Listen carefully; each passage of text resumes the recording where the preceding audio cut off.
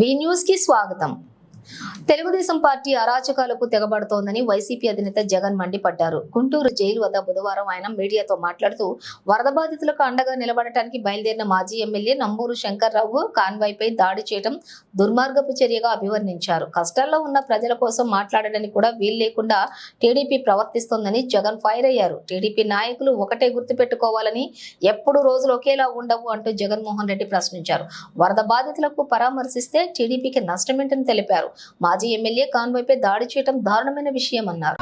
రైతులకు ప్రజలకు తోడుగా ఉండేందుకు తాను బయలుదేరుతా ఉంటే తాను వెళ్లకుండా కారును అడ్డగించి, ఒక ఎమ్మెల్యే కారును, ఎక్స్-ఎమ్మెల్యే కారును అడ్డగించి ఆ కారును పగలగొడతారు.